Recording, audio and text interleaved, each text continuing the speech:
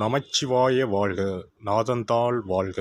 இமைப்பொழுதும் என் நெஞ்சில் நீங்காதான் தாழ்வாழ்க. வாழ்க வளமுடன். அனைவருக்கும் இனிய வணக்கங்கள்.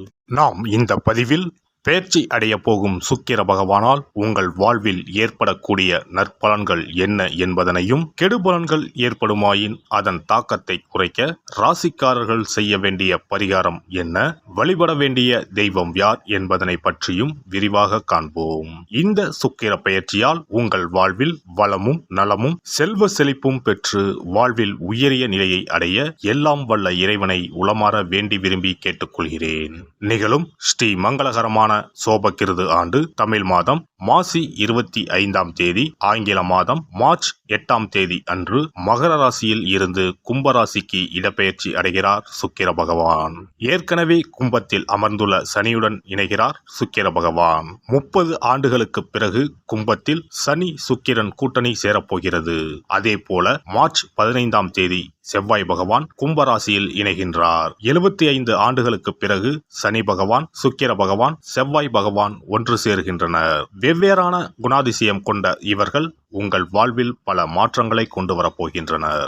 கடகராசி அன்பர்களே, சுக்கிர பகவான் அஷ்டம சனியுடன் இணைந்து 8ஆம் வீட்டில் மறைகிறார். வாழ்க்கை துணையின் உடல் நலத்தில் அக்கறை செலுத்தவும், இல்லாவிட்டால் மருத்துவ செலவுகள் ஏற்படும்.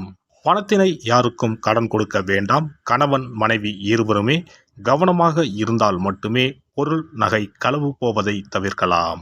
விலை உயர்ந்த பொருட்களை பத்திரமாக வையுங்கள். பணம் சார்ந்து எடுக்கும் முயற்சிகளில் கவனம் தேவை. முக்கியமாக ஜாமீன் கையெழுத்து போடவே கூடாது. விலை உயர்ந்த நகை ஆபரணங்களை இரவல் வாங்குவதோ கொடுப்பதோ வேண்டாம். தேவை இல்லாத வம்பு வழக்குகள் உண்டாகலாம். தொலைதூர பயணத்தை தவிர்க்கவும். திடீர் அதிர்ஷ்ட யோகம் இருந்தாலும் விரய செலவுகள் அதிகமாகவே இருக்கும். கணவன் மனைவி இடையே கருத்து வேறுபாடுகள், வாக்குவாதங்கள் ஏற்படும். விட்டு கொடுத்து செல்வது நன்மை தரும். அண்ணன் வகையிலும் கருத்து வேறுபாடுகள், வாக்குவாதம் ஏற்படலாம். கவனம் தேவை. அரசு சார்ந்த காரியங்களை சற்று தாமதமாக தொடங்குவது நல்லது. பெண்கள் விஷயத்தில் சற்று கவனமாக இருக்க வேண்டும். தேவையில்லாத கெட்ட பெயர் ஏற்படக்கூடும். இதில் இருந்து தப்பிக்க வெள்ளிக்கிழமைகளில் ஆதரவற்ற பெண்கள் காப்பகத்திற்கு சென்று சிறு உதவிகளை செய்து வாருங்கள். காதலிப்பவருக்கு காதலை தெரிவிக்க இது சரியான காலகட்டம் இல்லை. தொழில் பொருளாதாரத்தை பொறுத்தவரை சீராகவே இருக்கும். கடல் கடந்து செல்லும் பொருட்களின் மீது கவனம் தேவை. பணிபுரிவோருக்கு அலுவலக சுமை இருக்கும். வீண் விவாதங்களை தவிர்ப்பது நல்லது. வெளிநாடு தொடர்பான வேலைகளுக்கு பணம் கட்டும் முன்பு கவனம் தேவை. ஒன்றுக்கு பலமுறை சரிபார்த்து பின் பணத்தினை கட்டவும். மாணவர்களுக்கு படிப்பில் மந்தத்தன்மையே காணப்படும். புத்தகத்தை கையில் எடுத்தாலே உறக்கம் வந்துவிடும். அசதியும் சோர்வும் ஏற்பட்டு உடல் ஓய்விற்கு கெஞ்சும். ஆரோக்கியத்தில் எச்சரிக்கையாக இருப்பது அவசியம். சிறு உபாதை என்றாலும் உடனுக்குடன் மருத்துவ ஆலோசனை எடுப்பது நல்லது. இரவு நேரத்தில் தனியாக செல்வதை தவிர்க்கவும். நட்சத்திர பலன்கள். புனர்பூசம் 4ஆம் பாதம். தொழில் வியாபாரம் சிறிது மந்தமான நிலையில் காணப்பட்டாலும் வருமானம் குறையாத நிலை இருக்கும். போட்டிகள் பற்றிய கவலையை விட்டுவிட்டு தொழிலில் வியாபாரத்தில் கவனம் செலுத்துவது நல்லது. உத்தியோகத்தில் இருப்பவர்களுக்கு வெளியூர் மாற்றங்கள் உண்டாகலாம். சக ஊழியர்களிடம் பேசும்போது கோபப்படாமல் இருப்பது நன்மை தரும். பூசம் நட்சத்திரம். குடும்ப உறுப்பினர்களிடம் இருந்த மனத்தாங்கல் நீங்கி மகிழ்ச்சியும் சகஜ நிலையும் காணப்படும். கணவன் மனைவி ஒருவரை ஒருவர் அனுசரித்து செல்வது நல்லது. பிள்ளைகளிடம் பேசும்போது நிதானமாக பேசுவது நல்லது. வாகன வசதி உண்டாகும். அடுத்தவர்களிடம் வாக்குவாதத்தை தவிர்ப்பது நன்மை தரும். கவனம் தேவை. ஆயுள்யம் நட்சத்திரம்.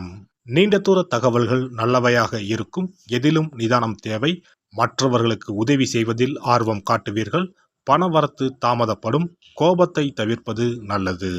வெள்ளிக்கிழமை தோறும் அருகில் உள்ள ஆலயத்திற்கு சென்று நெய் சேர்த்து தீபம் ஏற்றி வழிபட்டு வர காரிய வெற்றி உண்டாகும். மனமகிழ்ச்சி கூடும். ஒருவரின் ஜாதகத்தின்படி சுக்கிரன் சிறப்பாக அமைந்திருந்தால் பொருள் வசதிகள், திருமண வாழ்க்கை, ஆற்றல், அழகு மற்றும் காதல் விவகாரங்களில் இனிமை போன்றவை தரும். ரிஷபம் மற்றும் துலாம் ராசி அதிபதியான சுக்கிரன் மீன ராசியில் உச்சம் பெற்றும் கன்னி ராசியில் நீச்சமும் பெறுவார். சுக்கிர பகவான் மோசமான நிலையில் அமர்ந்திருந்தால் வாழ்க்கையில் பல சிக்கல்களை எதிர்கொள்ள வேண்டியிருக்கும். சில அமைப்புகள் வறுமைக்கு வழிவகுக்கும். மோசமாக அமைந்த சுக்கிரனால் திருமண வாழ்க்கையில் பிளவு ஏற்படலாம். குழந்தை பேற்றுக்கான திறன் குறையும். சுக்கிர வழிபாடும் மகாலட்சுமி ஆராதனையும் செய்து வர சொந்த வீடு அமைவது நிச்சயம். சுபிட்சம் கிடைப்பது உறுதி. மகாலட்சுமி தாயாரை வணங்கி வந்தால் சுக்கிர யோகம் கிடைக்கப் பெறலாம். இல்லத்தில் சுபிட்சம் நிறைந்திருக்கும். பணம் இல்லாமலே வங்கி முதலான கடனை கொண்டு வீடு கட்டும் யோகமும் பலருக்கு உண்டு. அதேபோல் பணம் காசுக்கு குறைவே இல்லை என்று இருப்பவர்களுக்கு சொந்தமாக ஒரு வீடு கட்ட ஆசை இருந்தாலும் யோகம் அமையாமல் தள்ளி போவதும் உண்டு. சொந்த வீடு எனும் யோகத்தை தந்தருள்பவர்தான் வாஸ்து பகவான். பொதுவாகவே கட்டிடக்காரன் என்று சுக்கிர பகவானை சொல்லுவார்கள். சுக்கிர யோகம் ஒருவருக்கு வந்துவிட்டால் சகல சம்பத்துக்களும் கிடைப்பதற்கான வழிவகைகள் அமைந்துவிடும். சுக போகங்களுக்கு அதிபதியாக திகழ்பவர் சுக்கிர பகவான். வெள்ளிக்கிழமைகளிலும் ஞாயிற்றுக்கிழமைகளிலும் நவகிரகத்தில் உள்ள சுக்கிர பகவானுக்கு தீபமேற்றி 9 முறை நவகிரகத்தை வலம் வந்து வேண்டி வந்தால் சுகபோக வாழ்க்கையை தந்தருள்வார் சுக்கிர பகவான். ஒருவருடைய ஜாதகத்தில் சுக்கிர பகவான் உச்சமாக இருந்தால் இந்திரலோகத்துக்கு இணையான மிக பிரம்மாண்டமான வீடு அமையும் என்பது ஐதீகம்.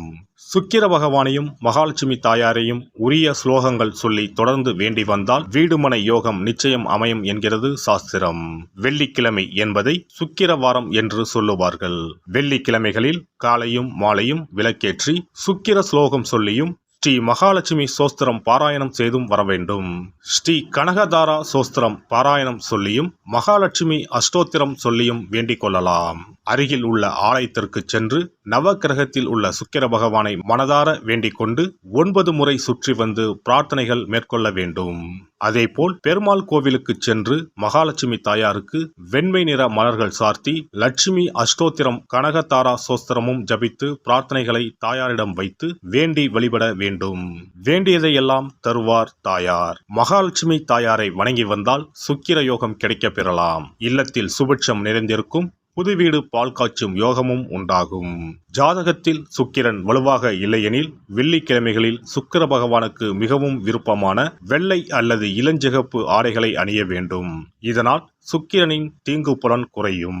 33 கோடி தேவர்களின் அருளை பெற்றிட காமதேனு எனும் பசுவை வணங்குவது அவசியம். பசுவுக்கு விருப்பமான உணவு வழங்குவது சிறந்தது. வெள்ளிக்கிழமைகளில் வெள்ளை பசுவுக்கு உணவளிப்பதால் சுக்கிர பகவானின் அருட்கடாட்சத்தை பெறலாம். பசுவுக்கு உணவளித்து வருவதால் சுக்கிரனின் பலம் அதிகரிக்க தொடங்கும்.